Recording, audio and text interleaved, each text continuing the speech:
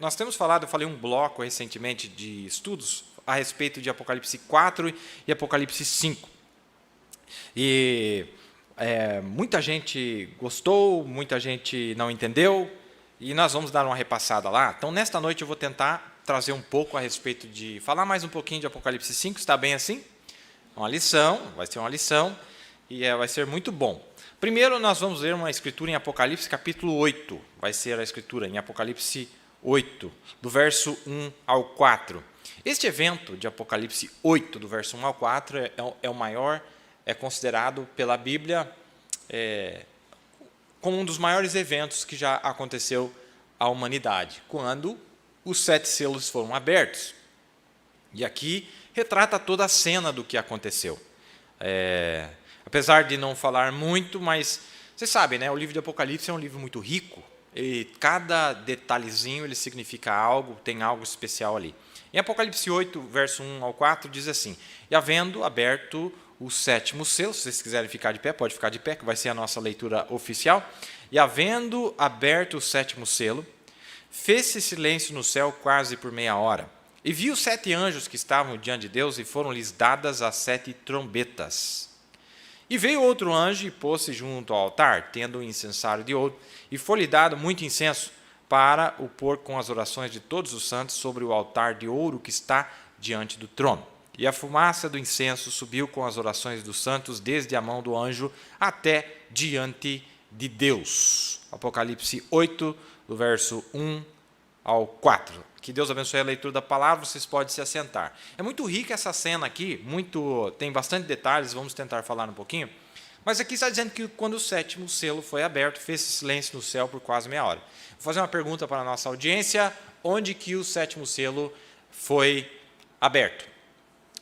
No céu ou na terra? Foi aberto aqui na terra, não é isso? Isso é fácil. Foi aberto aqui na terra. Mas quando ele foi aberto aqui na terra, lá no céu, houve silêncio pelo espaço de meia hora. Depois que ele foi aberto, isso aqui é um paradoxo, porque quando o 7º selo foi aberto aqui embaixo, não houve silêncio aqui embaixo. Foi um berreiro, uma gritaria, e está até agora, né? Esse berreiro, essa gritaria, porque nós começamos a entender o que isso significava e a magnitude deste evento. Mas a Bíblia fez questão de dizer que quando ele foi aberto no céu, ainda demorou meia hora para começar a gritaria lá em cima. Então é disso que nós temos falado aqui nessas últimas lições, não é? E aí, na sequência, tem tanta coisa aqui, meus amados, se você quiser anotar, eu não vou usar meu quadro hoje, só vou usar a voz aqui com as notas que eu tenho. Mas quando foi aberto esse 7º selo, também fala outra coisa interessante, que os 7 anjos que estavam diante de Deus foram-lhes dadas 7 trombetas, quando isso aconteceu. E o profeta disse que, de uma maneira sobrenatural, quando os selos foram pregados, as trombetas também foram pregadas. Está dentro dos selos. Então, dentro dos selos está contido o que significam as 7 trombetas. A revelação das 7 trombetas está dentro dos selos. Quando foi pregado, então é perfeito aqui com o quadro que nós estamos vendo, que assim que foi aberto os selos, né, incluindo o 7º selo, aqui foram dadas as 7 trombetas para os 7 anjos, quer dizer, está prestes a soar a última trombeta, a 7ª trombeta, né, logo após este evento. E aí, no próximo verso, diz assim: E veio outro anjo e pôs-se junto ao altar, tendo um incensário de ouro, e foi-lhe dado muito incenso, para o pôr com as orações de todos os santos sobre o altar de ouro que está diante do trono. Primeiro, vou ter que parar com vocês aqui, vamos ter que rever algo muito importante para nós entendermos do que se trata isso. Bom, no Velho Testamento, se você pecasse, se você cometesse um pecado, você tinha que oferecer um animal para substituir você, que você deveria morrer. A lei diz que você tinha que morrer. Mas Deus achava uma saída para quem quisesse se arrepender, e se você trouxesse um animalzinho, então aquele animalzinho podia ser imolado no teu lugar. Só que isso era parte era parte só do quadro daquilo que era necessário. Tinha mais uma coisa que era necessário. Quando este sacrifício era oferecido, quando era imolado esse cordeiro, tinha duas ofertas de sacrifício durante o dia, uma de manhã e uma à tarde. E isso era constante, era gente o dia inteiro vindo no templo oferecendo os seus sacrifícios pelo pecado que tinha cometido. Porque o sincero, irmão, ele é assim, ele sabe quando ele errou. Imediatamente cometeu adultério, roubou, adulterou, etc. Né? Então a pessoa corria para o templo e ela apresentava esse animal. Só que quando se apresentava o animal, que ele era morto, tinha que se oferecer um incenso para que aquilo fosse aceito na presença de Deus. Então, quando se oferecia o animal, tinha ainda que oferecer o incenso no altar de ouro. Vocês lembram? Tinham 3 átrios no templo, não é? Então, o primeiro átrio era onde se oferecia o sacrifício do animal. O segundo átrio era onde se oferecia um incenso. E o terceiro átrio é onde Deus habitava.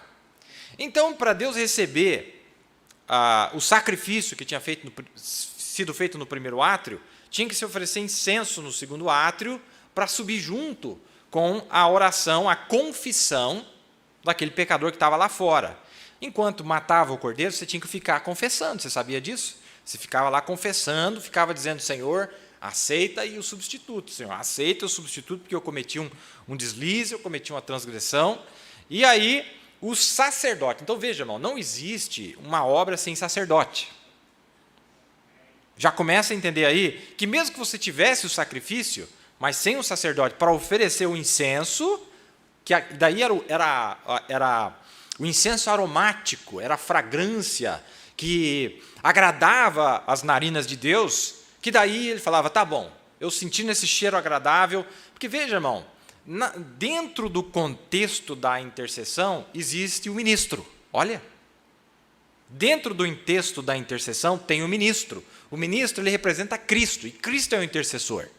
Então não existe uma obra mediatória sem o ministério, sem um pastor, sem um líder que esteja oferecendo incenso enquanto você oferece a sua vida como um sacrifício. Ele está constantemente oferecendo incenso, que é o incenso aromático que chega na presença de Deus, e naquela representação, veja, Deus fala, olha, esse homem está certo, ele tem um sacrifício, ele tem o ministro, ele tem o sacerdote, então ele está de acordo com os meus preceitos, ele está de acordo com a minha lei, não é? Porque Deus instituiu o ministro, foi Deus que instituiu o ministério, foi Deus que instituiu os ministros, eles nunca deixaram de existir, não é? Então, dentro desse contexto da mediação, nós temos o ministro. Então, ele ficava lá oferecendo isso era no segundo átrio. Ele, enquanto era oferecido lá fora, aí ficava o homem confessando lá, esperando, então ele oferecia o incenso. Enquanto ele oferecia o incenso, aquela fumaça saía do segundo átrio e entrava lá no lugar santíssimo, Deus sentia aquele cheiro e ele aceitava o sacrifício. Não é maravilhoso? Para nós certificarmos de que nós estamos falando realmente o que a Bíblia mostra para nós, vamos ler um pouquinho creio que é em Mateus capítulo 2, vamos ver aqui, Mateus capítulo 2 ou Mateus capítulo 1, ou Lucas capítulo 1, vamos lá. Para nós entendermos como funcionava isso mesmo, até nos dias de Jesus tinha isso, até nos dias de Jesus ainda tinha esta ordem, né? Esta ordem estabelecida por Deus, e essa ordem ainda existe até hoje, não é? Ela só saiu da sombra do Velho Testamento e entrou numa realidade no Novo Testamento. Verso 8 diz assim, está falando de Zacarias. Aconteceu que, exercendo ele o sacerdócio diante de Deus, na ordem da sua turma, segundo o costume sacerdotal. Então, isso aqui era normal fazer. Coube-lhe em sorte entrar no templo do Senhor para oferecer incenso. E toda a multidão do povo estava fora, orando a hora do incenso. Está vendo? Quer dizer, o povo que estava lá fora é o povo que tinha pecado. Eles ficavam lá fora, orando e dizendo, Senhor, aceita o sacrifício, Senhor. Eu sei que eu errei, mas eu estou arrependido. Não é? E aí, mas tinha o povo, tinha o sacrifício, e agora tinha que ter o ministro. E o ministro estava lá fazendo o seu papel, oferecendo incenso. Então, veja como que Deus tem todo um sistema, né? Deus tem todo um órgão em funcionamento. E diz, e Zacarias... Então um anjo do Senhor lhe apareceu, posto em pé à direita do altar do incenso. À direita do altar de incenso. Então está falando exatamente o que ele estava fazendo. Na hora do incenso, né? Ele estava lá oferecendo e o anjo aparece para ele dentro do segundo átrio. Ele estava dentro do templo fazendo isso. E Zacarias, vendo, turbou-se e caiu o temor sobre ele. Mas o anjo lhe disse: Zacarias, não temas, porque tua oração foi ouvida. Isabel, tua mulher, dará à luz um filho, e lhe porás o nome de João. Certo? Agora, o profeta explica aqui, e a Bíblia diz que João era velhinho, era bem idoso, sua esposa também já era avançada em idade, e João, quando ele tinha casado, quando ele era jovem, ele queria um filho. E João tinha pedido por um filho: Senhor, eu gostaria de ter um filho, eu quero um filho, eu quero um filho. E ele ficou velho e nada do filho chegar. Não é? Mas nesse dia, enquanto ele oferecia um incenso, aquela oração que ele tinha orado há 50 anos atrás, sei lá quanto tempo que ele tinha orado, finalmente entrou lá dentro na presença de Deus. Olha que coisa, né, irmão? E nós ficamos tudo perturbados, que a gente quer que a oração entre na hora, que Deus te responda na hora. Mas Deus não esquece de nada. Ele tinha orado, a oração não tinha se perdido no meio do caminho. Mas ela estava pairando bem quase dentro do átrio onde Deus habita, para entrar lá dentro, para ter uma audiência com Ele, para Deus ouvir a voz dEle. Mas, naquele dia, o sacrifício, esta oferta de incenso foi especial. Essa aqui foi especial. E naquele dia, o anjo veio e desceu só para falar para ele. Falou: João, vim contar um negócio para você. Acabou de entrar lá na presença de Deus aquela oração. Eu falei: mas não pode, mas isso eu já tinha até esquecido dessa oração, meu Deus. Já achei que não ia responder e tal. E daí você vai ver que na sequência, que você pode ler depois, ele já nem acreditou. Falou: não, isso aí, como se diz o nosso, já prescreveu. Isso aí já não tem mais como não. Agora, como é que eu vou fazer um negócio desse? Minha mulher nem dá conta mais, etc. Não é? Nós conhecemos a história. Esse é o contexto aqui, amém? Agora, voltando ali no nosso texto de Apocalipse, capítulo 8, nós já vamos descobrir o seguinte, que aqui não fala o nome desse anjo que ofereceu incenso, amém? Não fala. Mas diz que veio outro anjo e pôs-se junto ao altar, tendo um incensário de ouro, e foi-lhe dado muito incenso para o pôr com as orações de todos os santos, sobre o altar de ouro que está diante do trono. Então, todas as orações de todos os santos de todas as eras da igreja. Olha! Não é? Agora, bom, vamos certificar um negócio aqui. Qual que é o único tipo de pessoa que pode oferecer incenso? É qualquer um que pode oferecer incenso? Qual é a classe de pessoas que pode oferecer incenso?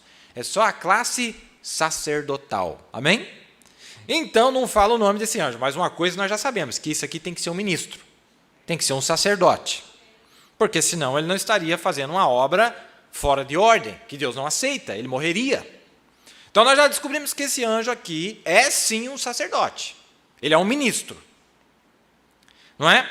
E ele é especial, Bom, então, vamos voltar um pouquinho na história do Velho Testamento. O que acontecia então se você pecasse? Você corria para o templo, já comprava lá o seu animalzinho, substituto, saía correndo, ia para o templo, falava com o sacerdote, falava: sacerdote de Deus, pequei. O que você pecou?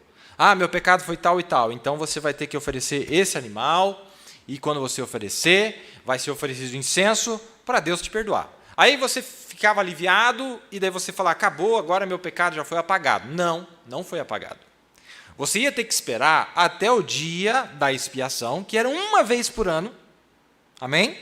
Que daí o sumo sacerdote entrava até o lugar santíssimo, era o único dia que ele podia passar do segundo átrio.